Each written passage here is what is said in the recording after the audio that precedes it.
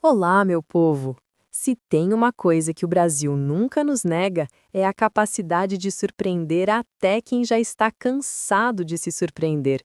Entre anúncios repentinos, recuos estratégicos, afastamentos inesperados e discursos embalados no velho manual da fidelidade política, a semana entregou tudo aquilo que o brasileiro de direita já aprendeu a reconhecer. O tabuleiro está vivo, as peças estão inquietas e o jogo para 2026 se torna mais complexo e mais imprevisível a cada movimento. Comecemos pelo grande palco do momento, a reafirmação de lealdade de Tarcísio de Freitas ao ex-presidente Bolsonaro e seu apoio público ao nome de Flávio Bolsonaro para a sucessão presidencial. E vejam, meus caros, não estamos falando de um aceno tímido, de um comentário solto numa coletiva ou de um aperto de mão simbólico. Não. Tarcísio fez questão de afirmar de forma clara que sua lealdade é inegociável. Palavra grande, forte, quase épica, e que oferecerá suporte político a Flávio na corrida presidencial. Pois bem, quem acompanha o jogo da direita sabe que isso muda absolutamente tudo. Afinal, Tarcísio vinha sendo visto como o nome mais viável para 2026. Gestor técnico, discurso ponderado, trânsito com setores do mercado, reconhecido até por setores moderados como alguém capaz de entregar. Era, para muitos, o plano B ou até o plano A do campo conservador. Entretanto, uma coisa é a capacidade técnica, outra é a força que um sobrenome carrega. E no Brasil de hoje, gostemos ou não, Bolsonaro continua sendo uma marca política. E marca, meus amigos, se defende. Então, ao declarar seu apoio a Flávio, Tarcísio faz mais que um gesto político. Ele sacramenta um alinhamento que vai além da estratégia eleitoral. Entrega simbolicamente que não está disposto a ser o pivô de um racha na direita. E se para seguir no jogo é preciso preservar a unidade, lá está ele, com seu sorriso técnico e seu tom ponderado, reafirmando a fidelidade à família que o lançou à política nacional.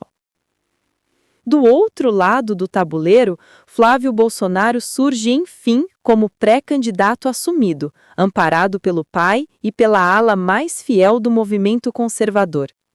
Há quem se anime com o gesto. Afinal, se o sobrenome arrasta multidões nas redes, por que não arrastaria nas urnas?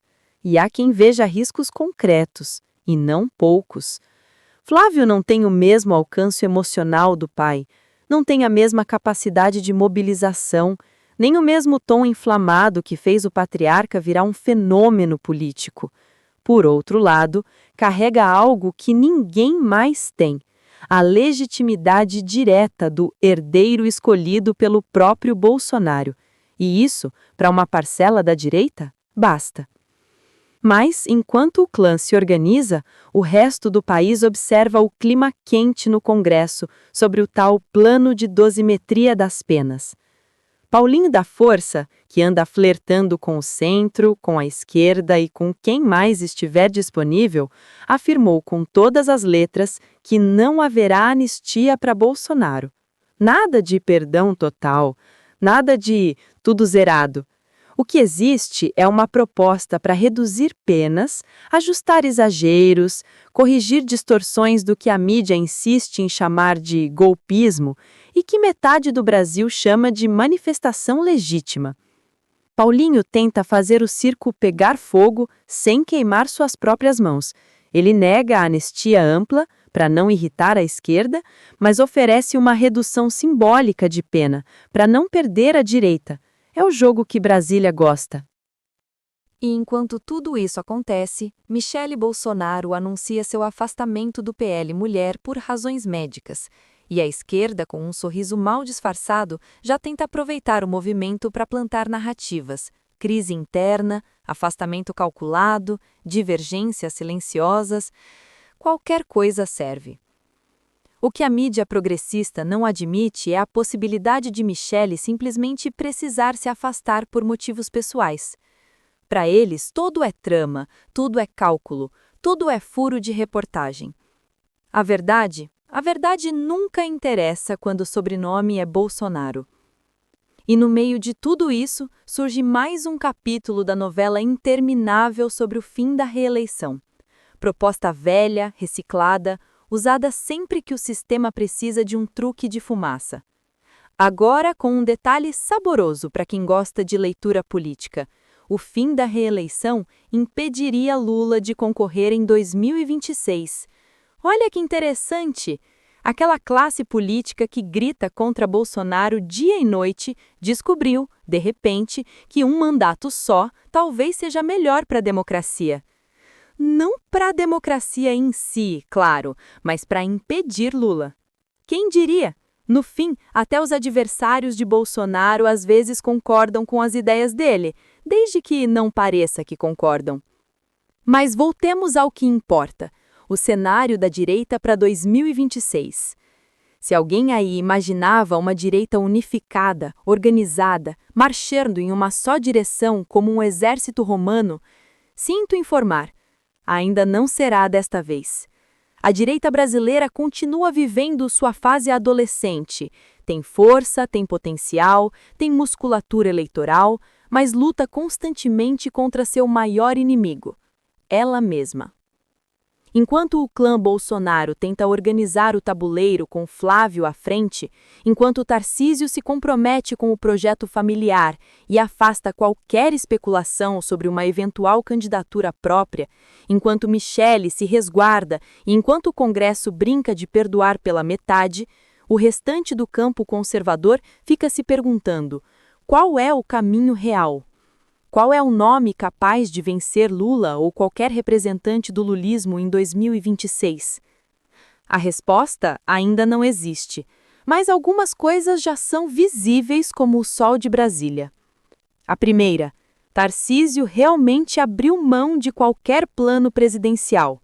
Ele encontrou no apoio à família Bolsonaro o caminho mais seguro e menos desgastante. Ele preserva suas pontes, preserva seu governo, e, mais importante ainda, preserva sua popularidade entre os eleitores bolsonaristas. A segunda: Flávio Bolsonaro será sim testado eleitoralmente, e será testado sem zona de conforto. O sobrenome abre portas, mas também cobra fatura. O eleitor que vê Bolsonaro como líder messiânico talvez espere que Flávio seja como ele, e isso nenhum filho consegue ser, nem deve. O risco é se o público sentir que Flávio é mais político e menos mito, a magia quebra. A terceira: Michele Bolsonaro, mesmo afastada do PL Mulher, continua sendo um dos maiores ativos políticos do bolsonarismo. Sua imagem é forte, limpa, carismática. Sua performance pública atrai mulheres, jovens e até indecisos. E, convenhamos, se ela quisesse ser candidata, a história seria outra.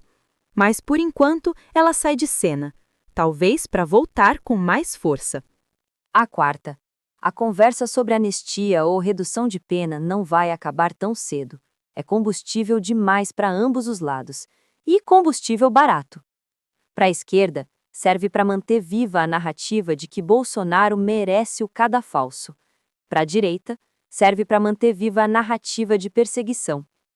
E perseguição política, gostemos ou não, sempre rende votos. A quinta: o fim da reeleição pode virar o coringa da eleição inteira.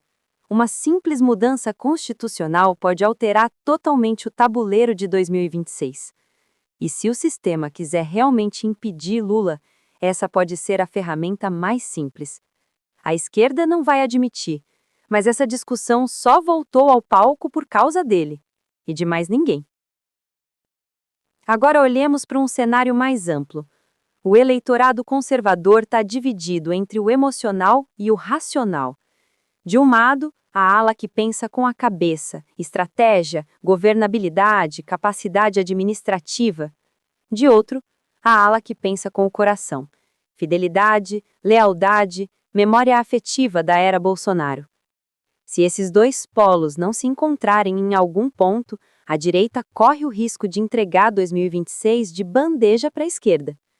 E, para piorar, o lulismo joga com uma carta que a direita ainda não sabe jogar bem: paciência. Lula tem tempo, a esquerda tem estrutura, tem rede, tem disciplina. A direita tem energia, mas energia sem direção vira incêndio, incêndio bonito de assistir, mas inútil para vencer a eleição. E o bolsonarismo? O bolsonarismo é uma força real, não é invenção de jornalista, é fato. Mas é uma força que ainda precisa entender que sem estratégia clara vira só barulho. E, por agora, o barulho está vindo de todos os lados. Flávio tentando assumir o posto, Tarcísio tentando se equilibrar entre lealdade e pragmatismo, Michele se afastando temporariamente, deputados tentando salvar Bolsonaro sem parecer que estão salvando, o Congresso discutindo reeleição como quem discute clima em mesa de bar. É tudo muito Brasil, e é tudo muito decisivo. O que o eleitor de direita precisa entender, e talvez seja esse o ponto central, é que 2026 não será uma repetição de 2018, não haverá onda espontânea, não haverá fenômeno sem planejamento, não haverá empurrão orgânico. 2026 será técnica, será cálculo, será estratégia milimétrica. Quem vier despreparado não passa do primeiro turno. O bolsonarismo, para sobreviver, precisará fazer algo que nunca fez: profissionalizar-se. Escolher um nome, e apenas um. Fechar fileiras, construir programa e articular alianças. Não adianta achar que as multidões virão naturalmente. Não adianta confiar só no sobrenome. É preciso entregar algo concreto: plano econômico, agenda social, estratégia de segurança pública, proposta de reforma institucional. O eleitor brasileiro está cansado de improviso, de todos os lados. E isso nos traz de volta a Tarcísio. Ele entendeu isso. Entendeu que a direita só terá chance se estiver unida, mesmo que essa união ainda seja confusa, tensa, cheia de egos. Sua escolha de apoiar Flávio não é apenas lealdade, é cálculo. E é, gostem ou não, o cálculo mais inteligente do momento. Ele preserva a sua governabilidade, mantém seu capital político e se posiciona como o nome mais forte do campo conservador para o futuro, talvez 2030, talvez antes. Já Flávio precisará provar que é mais que o herdeiro de um mito.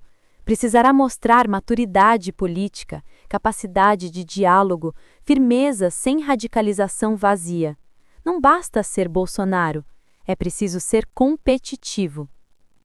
E Michele? Bem, Michele pode estar fora do PL Mulher, mas nunca esteve fora do imaginário da direita.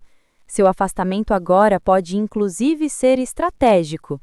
Quem garante que ela não volta como elemento surpresa quando o clima estiver mais quente? Já Paulinho da Força e sua proposta de redução, mas não anistia? Isso é Brasília sendo Brasília. Uma mão lava a outra, mas nenhuma admite. Um gesto para lá, outro para cá, e todo mundo sai dizendo que fez o possível pelo país. No final, é sempre a mesma peça com figurino diferente. E o fim da reeleição? Ah, essa pauta é deliciosa para quem entende o jogo. Se a esquerda sentir cheiro de derrota, defenderá a reeleição como se fosse cláusula pétrea. Se sentir cheiro de vitória, dirá que 2 mandatos é exagero. No fim, cada lado grita aquilo que lhe é conveniente. Não existe ideologia nesse debate, existe conveniência. E assim, meus caros, chegamos ao ponto central. O Brasil está à beira de uma eleição que redefinirá os próximos 20 anos. E a direita tem 2 escolhas: continuar brigando pelo espelho do passado ou finalmente construir um projeto de futuro. O tempo está passando. E 2026 não espera ninguém.